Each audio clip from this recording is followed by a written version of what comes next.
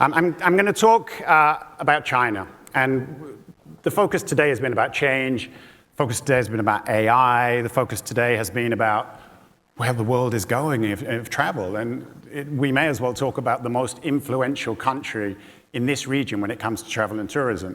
Now, this statement here is a fact. You know, it's not a preferential, it's not a political statement. It is a fact. You know, China is sui generis. China is exceptional. And in the travel and tourism sphere, and in hospitality and in airlines, it is the one that moves markets. So, 14 years ago, I wrote a book called The New Chinese Traveler, Business Opportunities from the Chinese Travel Revolution. Still out there, you can still find it on Amazon. And I wrote that comment that China is the fulcrum of a new tourism world order. And it still is, but it's changed. Fundamentally, it's changed. If we go back to 2014, the period through 2014 to 2019, I did a lot of conferences, a lot of strategy sessions, a lot of executive briefings. And the question that I got asked over and over and over is, how can we attract more Chinese travelers? You know, 2014 to 2019 was a period of exponential growth. Everybody wanted to attract more. And then China retreated into 3 years of COVID isolation. And then when the market reopened in 2023, you know, the recovery of outbound travel from China was quite slow, and it still is, actually. But I talked to hoteliers, to airlines, to destinations around the world. And the one thing that I find is that when it comes to the Chinese market, hotels really only think about Chinese travelers from the moment they check in. Airlines only really think about Chinese travelers from the moment they check into their flight. Destinations only really think about Chinese travelers from the moment they land at the airport. Nobody really thinks about what's happening in China. Nobody really thinks about the origin destination, which is, quite frankly, one of the most compelling travel markets in the world. Because travel is lifestyle. Travel isn't a cocoon, it's not a bubble. Tourism isn't a bubble. Tourism is part of a massive lifestyle cycle. And it's every element, from technology to payments to gaming to entertainment to all of these things, are closely linked to the travel lifestyle. Now, if we think about a lot of the way that travel and tourism, a lot of the elements of it in Southeast Asia have changed over the past 10 years, particularly since COVID, a lot of these things have come from China. Now, you think about things like live streaming, Chinese beauty, some of the F&B brands, you know, Chagi is absolutely everywhere, Luckin Coffee is absolutely everywhere. We've seen a lot of these brands coming into the region. Drone shows, commercial drone shows, they weren't founded in China, but China kind of owns them and does them best. Dancing robots. Now, all of these things are starting to really infuse our tourism sectors across Southeast Asia, and most of them come from China. So this is an important phrase to remember about the Chinese travel sector. Every day is day one. When you're thinking about how you greet, how you facilitate, how you provide services and experience for Chinese travelers, remember that every day they stay with you, they think of it as day one. They don't think about day one, day two, day three, oh, that's the day I go home. It's pack your itinerary, get everything you can, make every single moment count. Even at night. Now, night tourism, I don't know if you guys, revenue managers or hotels, do you think about day revenue versus night revenue? Do you do that? You do that. Okay. Just before COVID, some of the big cities in China, Shanghai, Beijing, Changsha, Chengdu, they started to think about travel and tourism differently. They started to work out that actually most of the revenue spent in domestic tourism was spent during the daytime. And that was because there just wasn't enough to do at night. Singapore has done something very similar. Seoul did something very, very similar. Tokyo has done something very, very similar. How do you balance tourism spending not away from the day, but rebalance so you've got more in the evening? And that's when night tourism became such a thing in China during the pandemic. These are two cities that you can see here. Obviously, this is the Louis Vuitton boat that was in Shanghai and has gone around the region. That's the city of Changsha. It's known as the city that never sleeps. So they really refocused night tourism to make it attractive for young people. It's not about hanging out in bars or eating restaurants. It's about getting communal events together, getting people together. And the great thing about night tourism, not only does it rebalance and encourage people to stay out and to spend more at night, it brings together tourists and locals. Now, that's one of the challenges that we have in the tourism industry at the moment, as you know, over-tourism. And this kind of confrontational thing that you see between tourists and local residents. Night tourism kind of assuages that a little bit. Lifestyle economy, which I talked about, can also transform cities. I won't talk about this too much, but any of you watched the TV series Blossoms Shanghai? Anybody? 1, 2, or 3 hands up. One of the best TV series of the last decade. Absolutely brilliant. It's produced by Wong Kar-wai, the Hong Kong movie director. It's his first TV show. And it was set in Shanghai, the city of Shanghai, which has more than 200 million tourists a year. It doesn't need any more tourists. But what the show did was it reframed Shanghai back to the 1990s. Now, 1990s was the era when China was opening up, when everything was changing. It was exciting, it was dynamic, it was uncertain. The fashions were changing, lifestyle and restaurants were changing. And it transformed Shanghai back to that era. And what it did with local tourists across China is they wanted to come and think about Shanghai in the 1990s. Not come and see it as it is now, but try and repackage it. Hotels got on board. F&B brands got on board. Some of the world's biggest brands sponsored this. And it became this kind of retro tourism repackaging of Shanghai for about 6 months. And it was hugely successful. But it was based on, we just saw about the White Lotus, it was based on a TV series. And if you ever get a chance to watch Blossom Shanghai, absolutely terrific. Now, the hotel industry, the travel industry, the tourism industry, we tend to talk about experiences, right? Experiences. No traveler talks about experiences. They never say, I want to go and have an experience. But they do say, I want to have joy. Now, in China, as everywhere else, but particularly in China, working hours are long. People work really hard. The economy has been suffering. People have debt. They want joy, and that's what travel is. And one of the great things you find from Chinese social media is you get these great phrases. And the joy economy, it sort of came out about 2 or 3 years ago, really kind of shows how experience chasing is all about joy. But what we're really here to talk about is China's electro-tech travel economy. Now, it's impossible to avoid Chinese technology at the moment. It's absolutely everywhere. Everyone's China maxing, right? It's become such a massive global thing because Chinese technology is so different, but it's a part of the travel and tourism experience for everybody. Chinese travelers that travel overseas, they use their own technologies. You know, they don't use Google, they don't use Instagram, they use their own versions. But now, what's happened since COVID is that China's opened up to inbound tourism, which it didn't really do before. It's offered visa-free access to so many countries around the world. And you'll see, you know, particularly in Southeast Asian markets, everybody wants to go to China. It's a hot destination. And what that's doing is that's opening up people's eyes to the technologies that are being used in China.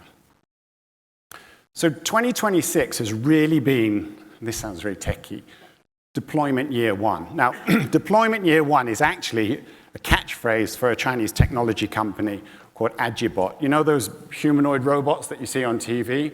Agibot is one of those. Agibot is actually doing dancing robot shows. I think the first one will be launched in Malaysia next year. So deployment year one is because this is the year that technology has exploded from China outbound as well as in the domestic scenarios. And the reason for this is the connectivity of China's technology industry is everywhere. China is a very connected country.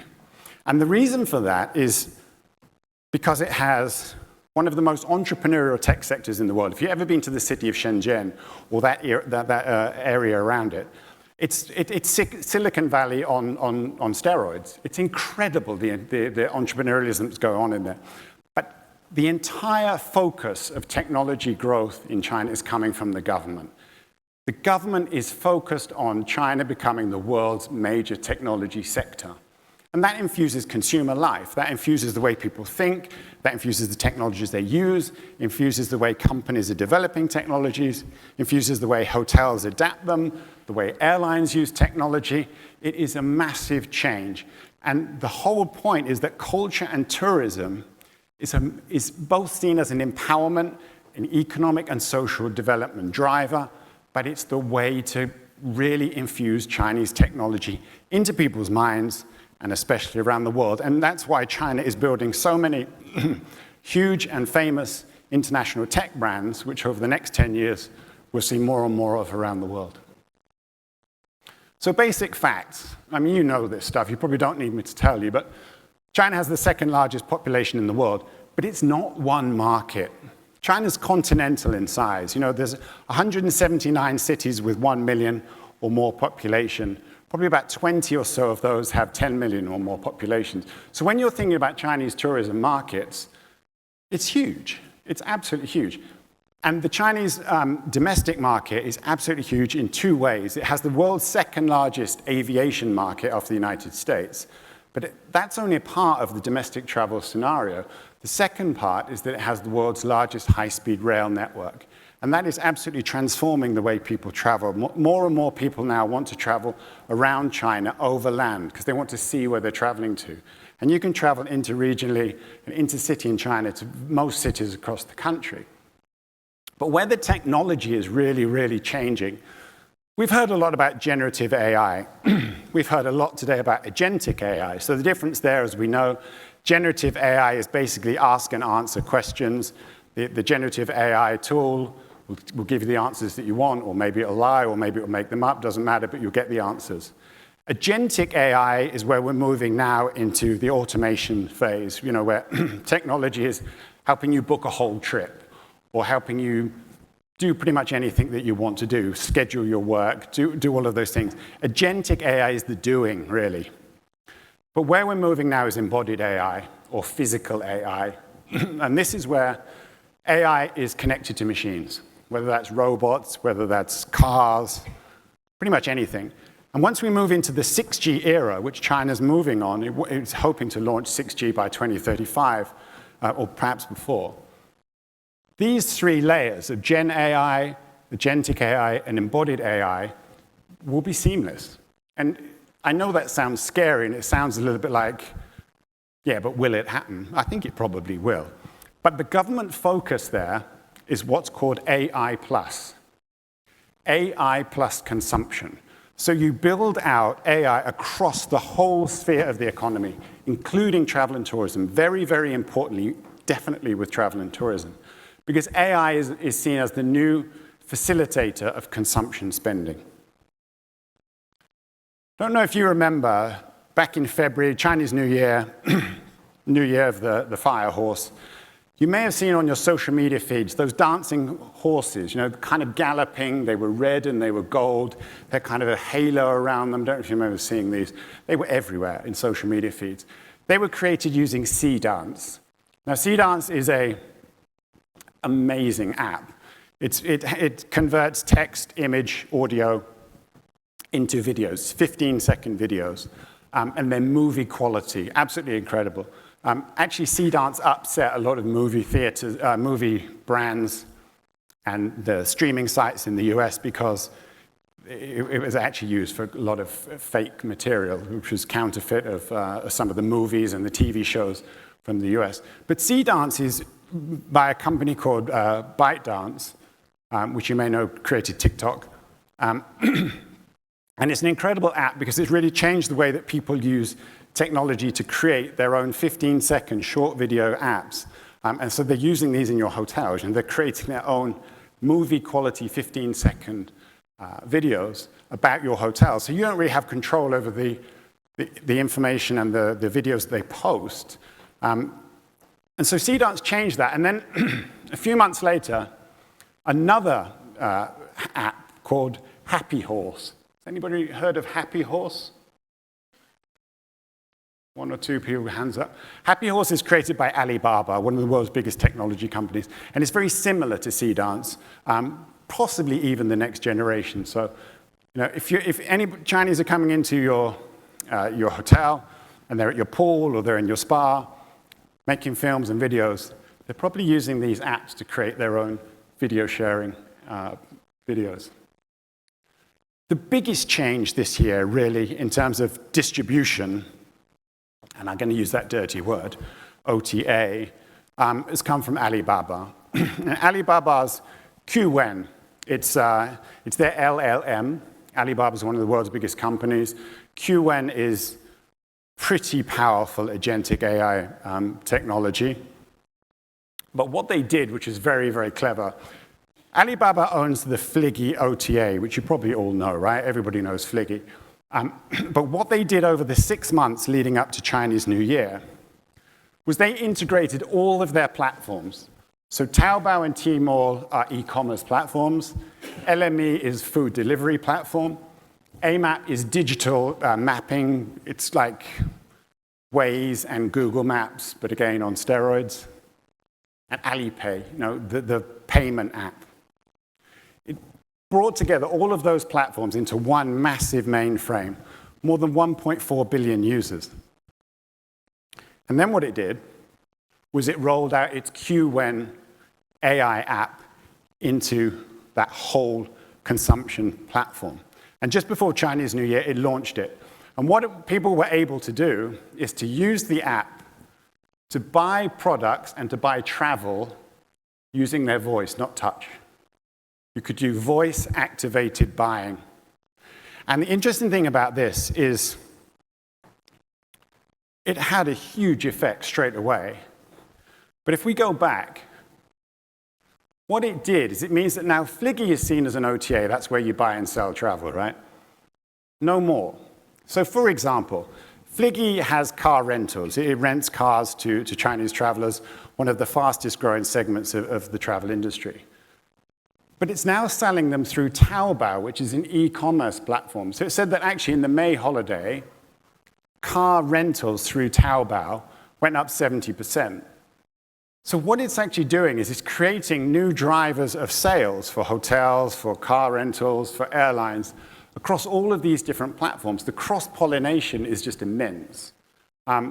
This is about 3 or 4 months old now, and the figures are just astonishing. And this is really where this massive integration of consumption, of lifestyle, and selling of travel, this is where it's going in China.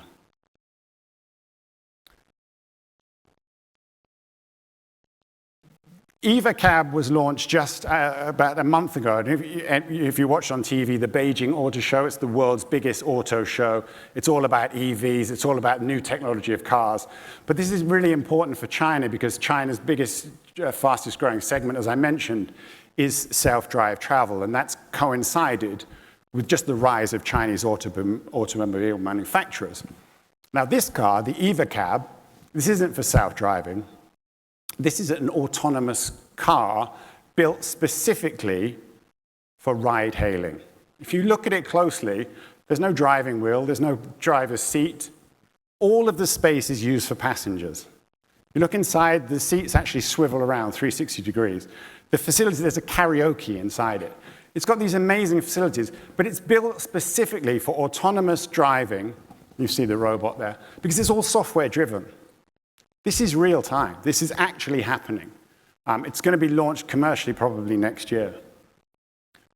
And that's what's called AI Plus, or AI in motion. And this is where we're talking about embodied AI. And this is where it's changing the game. It's not just about agentic. It's not just about generative. This is real-world use of technology. So I don't know if you've ever heard of a company called XPeng from Shenzhen. Yes, somebody over there. XPeng is based in Shenzhen. And they've created cars, flying drones. They actually have a commercial license to test commercial drones in China. They're doing it right now. Passenger drones, 2-seat. They've got a license for a 4-seat, but that, I think, is going to come next year. They're already selling them into the Middle East, into Qatar, into Kuwait, into UAE. But what they do with these drones, they have 2 types of drones. Obviously, the passenger drones And then the drone show drones. And they actually created the world's biggest drone show. I think it had 21,000 drones. Created this event for the Chinese New Year. And it's in the Guinness Book of World Records. So AI in motion really is about how, as I mentioned, embodied AI, but it's all based on the software. So you can use that software in cars, you can use it in drones, you can use it absolutely anywhere. And that's why companies like Xiaomi, if you know the company Xiaomi, it's a smartphone maker, right? But it actually produces one of the world's best luxury cars. That actually competes with Porsche. It's a smartphone maker that makes Porsches. And it's all because of the software. You can use the software to drive the mechanics, not the mechanics to drive the software. And so that takes us to where we're moving, and China talks about this a lot, is the low altitude economy. And this is how drones, in particular, will be used for a number of different commercial applications in future. Not just travel and tourism, although obviously that will be a part of it. You know, we will see hotels that have a helipad, for example, will be able to transfer passengers to the airport. There will be flights around lakes, around seafronts, that kind of thing. But there are a lot of other applications. You know, it's going to be used in firefighting, it's going to be used in emergency response, that kind of thing. But the low altitude economy is actually used by the government in its 15th five-year plan, which was launched a couple of months ago. It's referenced something like 23 times in that report. It's a very, very important area of where embodied AI will take travel and tourism. Now, I've got a couple of minutes left, so that's a bridge, right? Why are you talking about a bridge? It's just an expansion bridge. No, it's not actually. Think about this as your hotel, because this bridge was launched, it was opened about a year ago. And actually, it was last September. And it's called the Huajiang Grand Canyon Bridge. And it's over the Beipan River in Guizhou province, beautiful mountainous province, known as the Switzerland of China. But it's not just a bridge. It is a bridge. You can travel across it, you can drive across it. But it's actually a tourism ecosystem. So this is what your hotel is, really. Your hotel is a tourism ecosystem. You know, it's not just about, as we've been talking today, it's just about the revenue you make from rooms or your spas or your bars or your restaurants. It's how you bring together an ecosystem. And that's what this bridge does. It's not just a bridge. It has a glass skywalk. It has an elevated cafe. It has bungee jumping. It has drone tourism. It has hiking and cycling. It has photographic tours. It has paragliding and a water screen show at night. It's a bridge. And yet they've turned it into a tourism attraction. It opened just before the October Golden Week holiday last year, one of the peak period times. Any idea how many people visited it during that week? Go on, have a guess. 1 week, 7 days. How many people went to that bridge? 2 million. That's a bit high. 220,000. 220,000 in 1 week. And over the year, it's 3 million.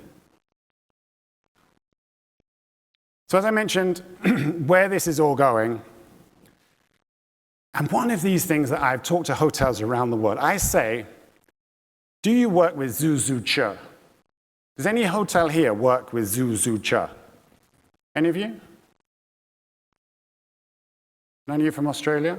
There are hotels in Australia that are. Tourism Australia is, Tourism New Zealand is, the US is working with them, Tourism UK is working with them.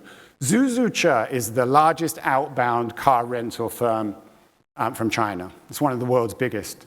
And it partners with tourism boards around the world to encourage them to target, through digital campaigns, the couples market. The Chinese couples market is the most intriguing market from China. It's very experimental, very adventurous, doing a lot of stuff. But self-drive travel means two things. It means that young people have total control of their itineraries. They can go wherever they want. They can book their trips in advance. They can incrementally book things as they go. And it's opening up opportunities for hotels beyond the big cities. Now, in China, cities around the world, around the country now are benefiting from self-drive tourism. Now, I've given this speech in the US, and people say to me, yeah, It's car rentals. We've had this for 20, 30, 40, 50 years, which is true. China came to this late, but where this is most important is it's been catalyzed by the Chinese car manufacturers, so the EV manufacturers. So most people, you'll see now companies like BYD, for example, is doing massive deals with companies like Sixt or Hertz or with ride sharing to get their cars into the ecosystem so that Chinese drivers can use them, wherever that is, UK, Australia, New Zealand, France, Germany, Thailand, wherever. We're running out of time. But that's the reason that self-drive tourism is so important, total travel freedom. That's how young people want. So that comes back to the final point that I'm going to make. I've run out of time, but I'll just give you a couple more minutes, is when you're looking at the Chinese market, as I mentioned, 179 cities with more than 1 million people. I think it's 24 with more than 10 million. Who are you targeting? Who are the Chinese travelers that you want? How do you segment them? Now, these aren't even really segments. We're talking about guest profiles today, not really segments. But it just shows you how diverse this market is and how you have to think about it as really a continent of massively diverse travel expectations, travel aspirations, and travel technologies. I think that's the key. What I've said to you today is really just a snapshot of what's happening in travel and tourism technology in China. There's so much more I could have talked about, and that will be in my new book, which is coming out later in the year. But this really is not only the most influential market because of volume, because of diversification, but also because of technology and how technology and tourism in China is world leading. If you want to follow me, that's me on LinkedIn. Hope I haven't bored you too much. Thanks for listening.